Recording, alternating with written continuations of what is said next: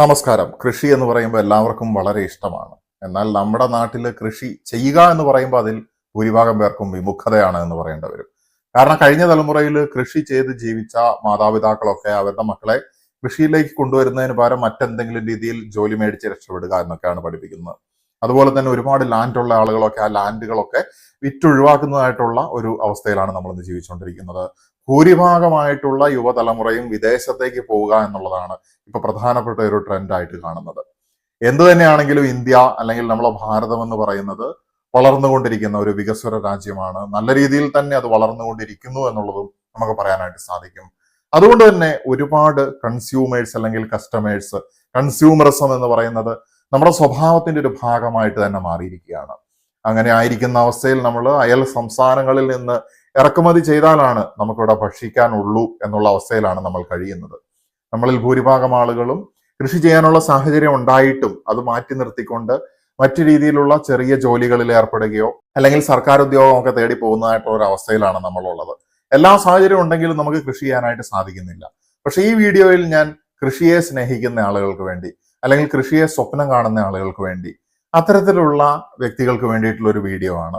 ചില ആളുകൾക്ക് ചിലപ്പോൾ ഇത് ചെയ്യാൻ പറ്റിയില്ലെങ്കിലും കേൾക്കാനെങ്കിലും ഭാവന ചെയ്യാനെങ്കിലും മനോഹരമായിട്ടുള്ള കുറഞ്ഞ മുതൽ മുടക്കിൽ നമുക്ക് സ്റ്റാർട്ട് ചെയ്യാനായിട്ട് സാധിക്കുന്ന, അല്ലെങ്കിൽ കുറഞ്ഞ സ്ഥലത്തും അങ്ങനെ പല സ്ട്രാറ്റജീസിൽ നമുക്ക് സ്റ്റാർട്ട് ചെയ്യാനായിട്ട് സാധിക്കുന്ന ചില ബിസിനസ് ആശയങ്ങൾ വളരെ ലളിതമായിട്ട് പറയുക എന്നുള്ളതാണ്.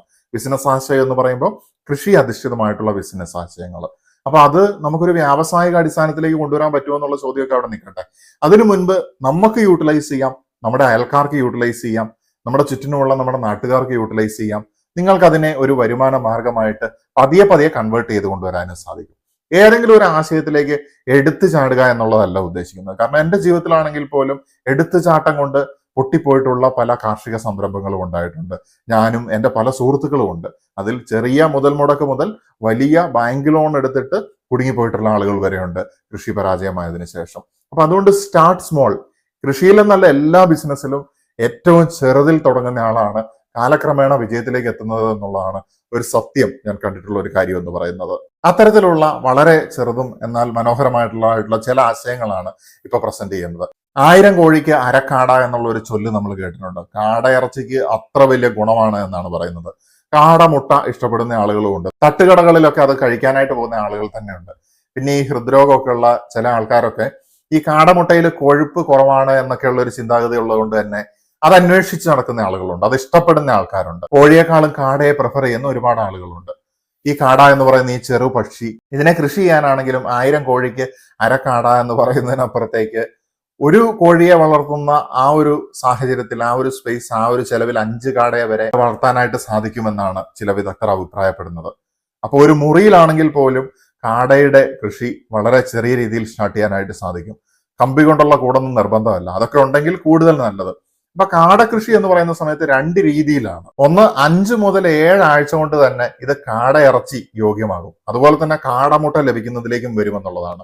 അപ്പൊ കാടയിറച്ചി ലക്ഷ്യമാക്കിയിട്ട് കൃഷി ചെയ്യാം, അതുപോലെ തന്നെ കാടമുട്ട എന്നുള്ള രീതിയിലും കൃഷി ചെയ്യാവുന്നതാണ്.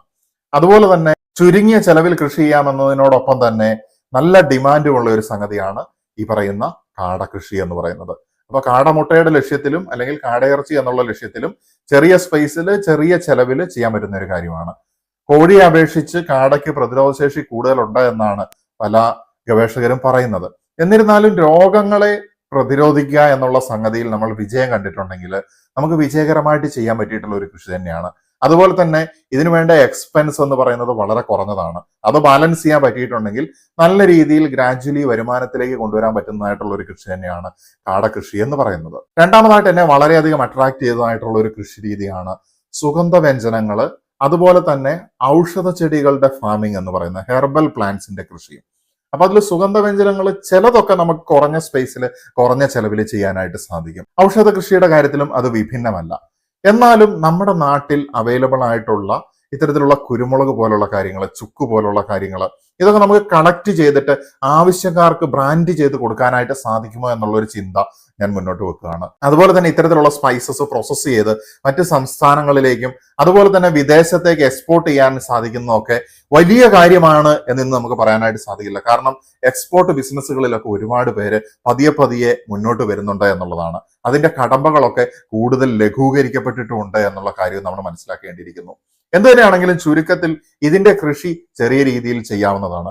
കുരുമുളക് മുതൽ കച്ചോലം വരെയുള്ള സംഗതി വളരെ ചെറിയ മുതൽ മുടക്കിൽ തന്നെ സ്റ്റാർട്ട് ചെയ്തിട്ട് ആവശ്യക്കാർക്ക് ഡയറക്റ്റ് ആയിട്ട് എത്തിച്ചു കൊടുക്കുന്ന രീതിയിൽ ചെയ്യാൻ കഴിയുകയാണെങ്കിൽ നല്ല രീതിയിൽ തന്നെ ഇതിനെ പല രീതിയിൽ നമുക്ക് ഡൈവേർജ് ചെയ്തുകൊണ്ട് പല രീതിയിൽ നമുക്ക് ഈ ബിസിനസിനെ പരിണമിപ്പിച്ചു കൊണ്ടുപോകാനും സാധിക്കുമെന്നുള്ളതാണ് ഇതിന്റെ മറ്റൊരു ഗുണം എന്ന് പറയുന്നത്. അടുത്ത കൃഷി എന്ന് പറയുന്നത് ഭയങ്കര ഡിമാൻഡുള്ള ഒരു സംഗതിയാണ്. എന്ന് വെച്ച് കഴിഞ്ഞിട്ടുണ്ടെങ്കിൽ ഓർഗാനിക് ഫാമിംഗ്. പച്ചക്കറി ആയാലും ഇലക്കറികളായാലും മറ്റു രീതിയിലുള്ള ഭക്ഷ്യ ഉൽപ്പന്നങ്ങളായാലും പഴവർഗ്ഗമാണെങ്കിലും പോലും ഈ ഓർഗാനിക് ആയിട്ടുള്ള ഐറ്റംസ് ഇന്ന് ആൾക്കാർ അന്വേഷിച്ചു തുടങ്ങി.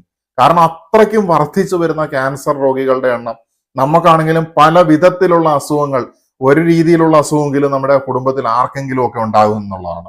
അപ്പൊ ഈ ഭക്ഷണം എന്ന് പറയുന്നത് your food is your medicine എന്നാണ് പറയുന്നത്. നിങ്ങളുടെ ഭക്ഷണമാണ് നിങ്ങളുടെ മെഡിസിൻ.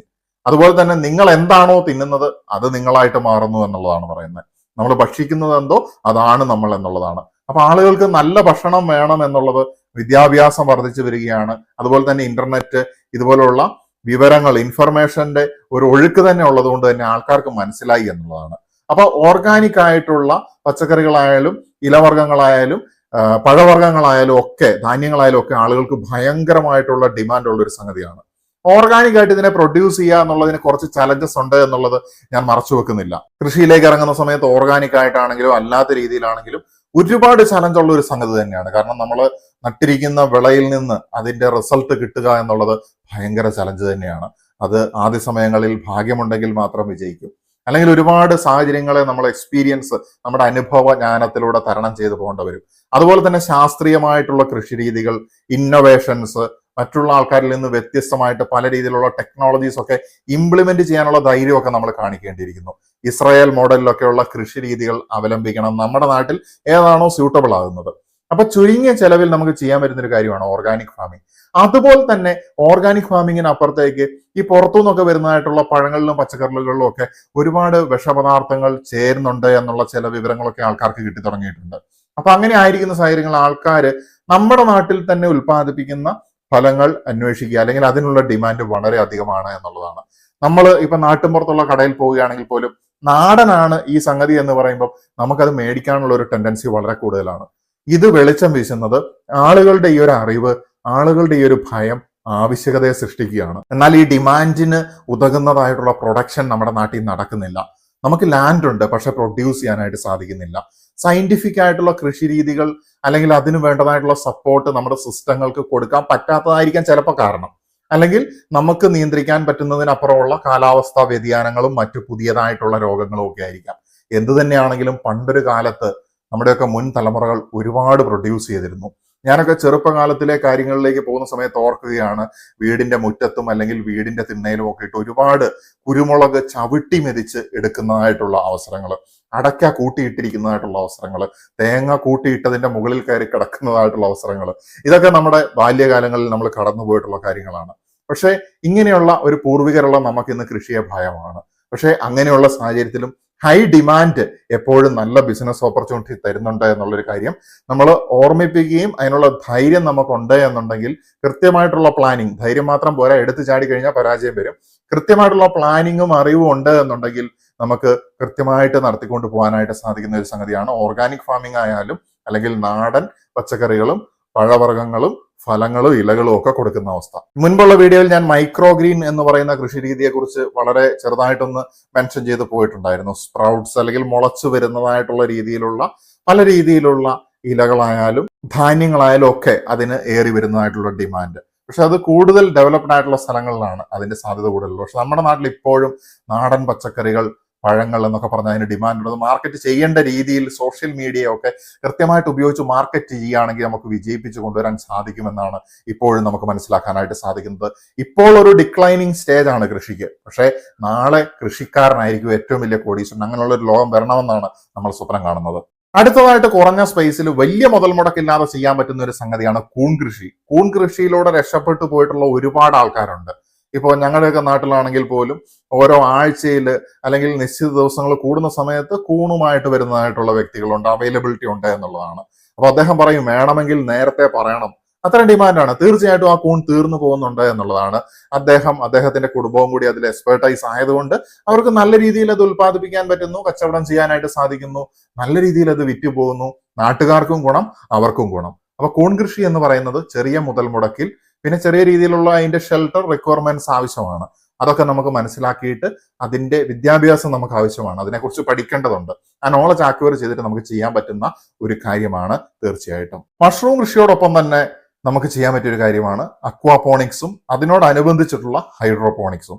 അക്വാപോണിക്സ് എന്ന് പറയുന്ന സമയത്ത് കുറഞ്ഞ സ്പേസിൽ, കുറഞ്ഞ ജലത്തിൽ കൂടുതൽ മത്സ്യങ്ങളെ നമ്മൾ വളർത്തുന്നതിനായിട്ടുള്ള സംവിധാനം, ശാസ്ത്രീയമായിട്ടുള്ള സാങ്കേതിക വിദ്യകൾ ഉപയോഗിച്ചുകൊണ്ട് തന്നെ ഇതിൽ നിന്ന് ലഭിക്കുന്നതായിട്ടുള്ള എക്സ്ട്രാക്ഷൻസ് ഉപയോഗിച്ചുകൊണ്ട് നമ്മൾ ഹൈഡ്രോപോണിക് രീതിയിൽ നമ്മൾ പ്ലാന്റുകൾ ഗ്രോ ചെയ്യിച്ച് കൊണ്ടുവരികയുമാണ്.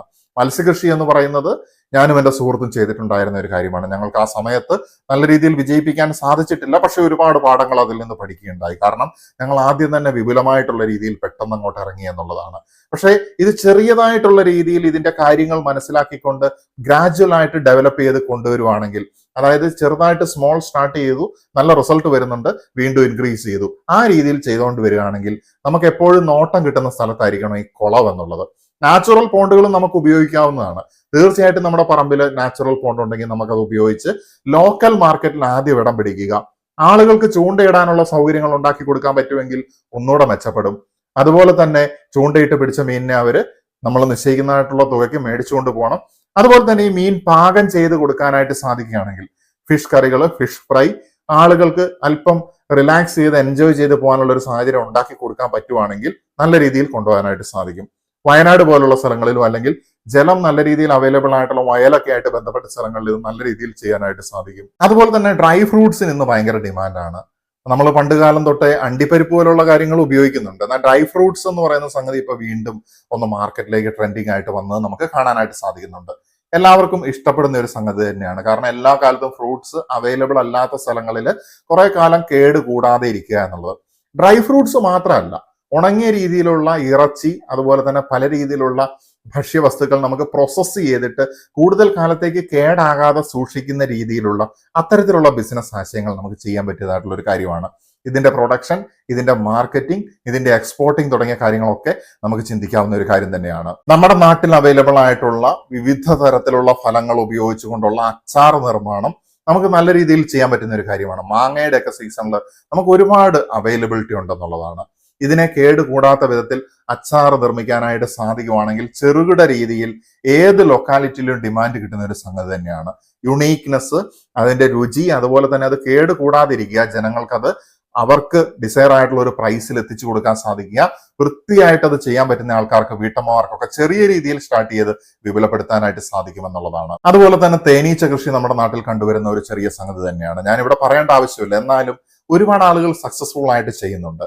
അതിലൊരു അഡീഷണൽ ആയിട്ട് ചേർക്കേണ്ട ഒരു കാര്യം, പല ആൾക്കാരും ചിന്തിക്കാത്ത ഒരു സംഗതി, ചെറുതേനിന്റെ ഡിമാൻഡാണ്. മരുന്നിന്റെ ആവശ്യങ്ങൾക്കും മറ്റു പല രീതിയിൽ ഹൈ ഡിമാൻഡും ഹൈ കോസ്റ്റും ഉള്ള സംഗതിയാണ് ചെറുതേൻ.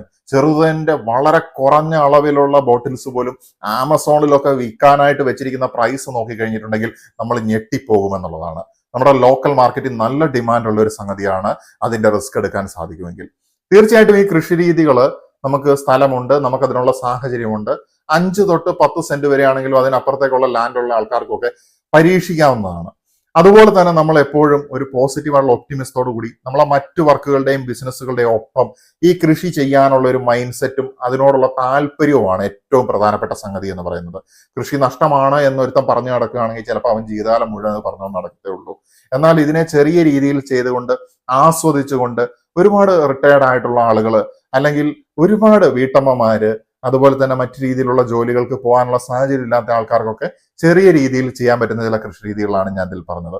ഇനി വലിയ രീതിയിലേക്ക് പോവുകയാണെങ്കിൽ പൗൾട്രി ഫാം, അതുപോലെ തന്നെ ആട് വളർത്തൽ പോലുള്ള കാര്യങ്ങൾ, ആട്ടിൻ പാല്, അതുപോലെ തന്നെ ആടിനെ ആണെങ്കിൽ തന്നെ അതിന്റെ ബിസിനസ്സും നല്ല രീതിയിലേക്ക് നല്ല ഡിമാൻഡുള്ള ഒരു സംഗതി തന്നെയാണ്. ആട്ടിറച്ചിയുടെ മഹത്വവും അതിന്റെ ഗുണനിലവാരവും ഒക്കെ ആൾക്കാർക്ക് നന്നായിട്ട് അറിയാം. നമ്മുടെ മെഗാസ്റ്റാർ മമ്മൂക്കയെ പോലുള്ള ആളുകളൊക്കെ വല്ലപ്പോഴും ആട്ടിന്റെ മാംസമാണ് ഒരു പ്രാധാന്യത്തോടെ ഭക്ഷിക്കുന്നതായിട്ടുള്ള ഒരു സംഗതി എന്ന് പറയുന്നത്. ഒരുപാട് ഗുണമുള്ള സംഗതിയാണ്. ഇനി മാംസം എന്നുള്ളതിനപ്പുറത്തേക്ക് അതിന്റെ മറ്റു രീതിയിലുള്ള പ്രൊഡക്ട്സിലേക്കും നമുക്ക് ചിന്തിക്കാവുന്നതാണ്. അതുപോലെ തന്നെ പശു വളർത്തൽ പോലുള്ള സംഗതികൾ, അതിന് കൂടുതൽ കുറച്ചും കൂടി എഫേർട്ട് ആവശ്യമാണ് എന്നുള്ളതുകൊണ്ട്, അത് വളരെ കോമൺ ആണ് എന്നുള്ളതുകൊണ്ട് ഞാൻ ഡീപ്പായിട്ട് ഇവിടെ പറയേണ്ടതായിട്ടുള്ള ഒരു ആവശ്യമില്ല എന്നുള്ളതാണ്. അതുപോലെ തന്നെ ജാതിയുടെ കൃഷി, കൊക്കോയുടെ കൃഷി, ഇങ്ങനെയുള്ള കൃഷികളൊക്കെ നമ്മുടെ നാട്ടിൽ ഇന്ന് വിപുലപ്പെട്ട് വരുന്നത് കാണാനായിട്ട് സാധിക്കുന്നുണ്ട്. തീർച്ചയായിട്ടും റെഗുലേറ്റ് ചെയ്തിട്ടാണെങ്കിലും നമ്മൾ രാസവളം ഉപയോഗിക്കുന്നതിൽ തെറ്റുണ്ട് എന്ന് പറയുന്നില്ല. കാരണം നമുക്ക് ഇന്ന് പിടിച്ചു നിൽക്കണമെങ്കിൽ ഇത് ആവശ്യമായിട്ടുള്ള ഒന്ന് തന്നെയാണ്. വന്യജീവികളുടെ ആക്രമണം മറ്റൊരു സൈഡിൽ നിന്ന് വരുന്നതായിട്ടുള്ള ഒരു ത്രെട്ട് തന്നെയാണ് വലിയ രീതിയിലേക്ക് നമ്മൾ കൃഷിയെ കൊണ്ടുപോകുന്ന സമയത്ത്. എന്നിരുന്നാലും തിങ്ക് സ്മോൾ, ചെറുതായിട്ടുള്ള നമ്മുടെ ചലനങ്ങൾ ഒരു ബട്ടർഫ്ലൈ എഫക്റ്റ് പോലെ നമ്മുടെ സൊസൈറ്റിയിലും നമ്മുടെ കീശയിലും നല്ല എഫക്റ്റ് ഉണ്ടാക്കാനായിട്ട് സാധിക്കും. ബുദ്ധിപരമായിട്ട് ചിന്തിച്ച് വിഭാവനം ചെയ്തുകൊണ്ട് സാധ്യതകൾ മനസ്സിലാക്കിക്കൊണ്ട് അന്വേഷണങ്ങൾ വീണ്ടും വീണ്ടും മുന്നോട്ട് കൊണ്ടുപോയിക്കൊണ്ട് പുതിയ തലമുറയ്ക്കും കൃഷിയിലേക്ക് വരാനായിട്ട് സാധിക്കട്ടെ. നമ്മുടെ നാടിനൊരു സസ്റ്റൈനബിൾ ആയിട്ടുള്ള ഡെവലപ്മെന്റ് നമുക്ക് മറ്റ് ആൾക്കാരെ ആശ്രയിക്കാതെ തന്നെ നമുക്ക് വേണ്ട ഭക്ഷണമെങ്കിലും ഉണ്ടാക്കിയെടുക്കാനായിട്ട് സാധിക്കട്ടെ എന്ന് ആശംസിച്ചുകൊണ്ട് നിർത്തുകയാണ്. നമസ്കാരം.